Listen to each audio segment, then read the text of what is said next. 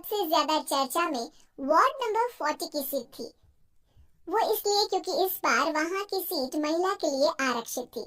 अब सवाल ये था कि चुनाव लड़ेगा कौन।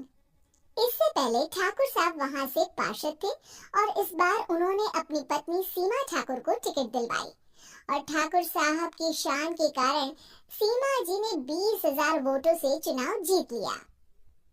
अरे बधाई हो सीमा भाभी, अब तो आप वार्ड की पार्षद बन गई हैं। अब तो हमारे काम आप ही करवाएंगी।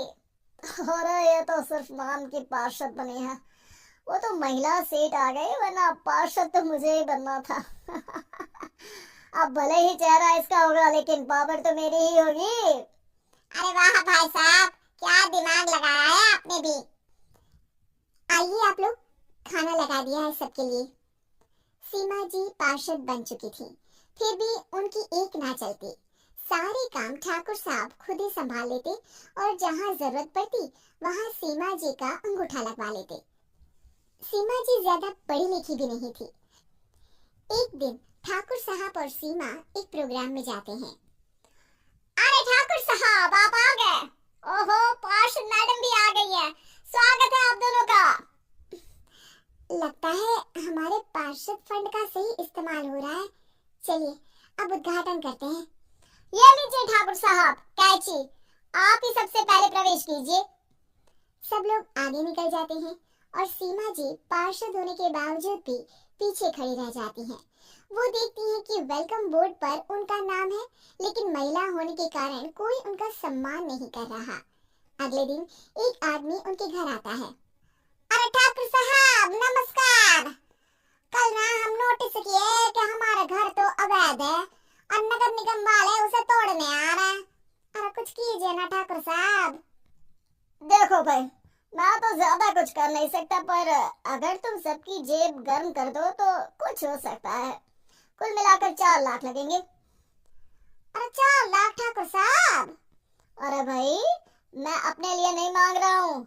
दरोगा है, इंजीनियर बाबू है, बड़े साहब है, सबको देना पड़ता है ना थोड़ा थोड़ा। बोलो है मंजूर? तभी वहाँ अचानक सीमा जी आ जाती हैं। अरे ये आप क्या कर रहे हैं? पहले इन्हीं लोगों से तो आपने वोट मांगे, अब इनसे ही पैसे ले रहे हो। अरे चुप रहो तुम, तुम्हारा काम है सिर्फ अंगूठा लगाना, तुम वही किया करो। मुझे दूसरे काम तुम मत सिखाओ, समझी? और तुम ना जाओ, अब पैसे लेकर आओ, वरना जेसीबी किसी भी वक्त आती होगी। सब कुछ ऐसे ही चलते रहता है। एक दिन सीमा जी और ठाकुर साहब को एक लोकल मीटिंग में बुलाया जाता है।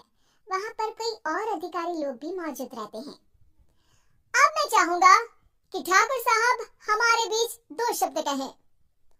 मेरे प्यारे भाइयों और बहनों, आज मेरा सौभाग्य है कि मैं आप सबकी सेवा दिन रात कर पा रहा हूँ।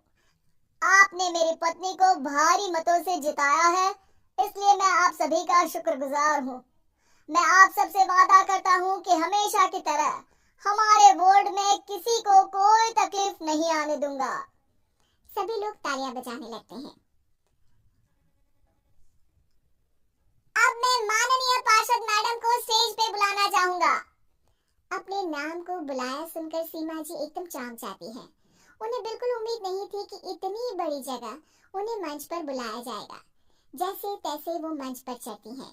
ऊपर जाते ही सीमा जी को सारी पुरानी बातें याद आ जाती हैं कि किस तरह उनके पति उन्हें कभी भी आगे बढ़ने नहीं देते और उनके नाम से गलत काम करते हैं। वो बोलने लगती हैं, मैं आपके वार्ड की पार्षद सीमा हूँ। आप में से बहुत कम लोग ही मुझे जानते होंगे, क्योंकि इससे पहले मुझे कभी ऐसा मौका ही नहीं मिला। सारे मौके मेरे पार्षद पति यानी आपके ठाकुर साहब ही लेते रहे, लेकिन आज ये मौका मुझे मिला है तो मैं इसे ऐसे ही नहीं जाने दूंगी। मैं आपको ये बताना चाहती हूँ कि आपके ठाकुर साहब मेरे नाम की आड़ में गैर कानूनी काम करते हैं, जिस पर अंगूठों के निशान मेरे होते थे।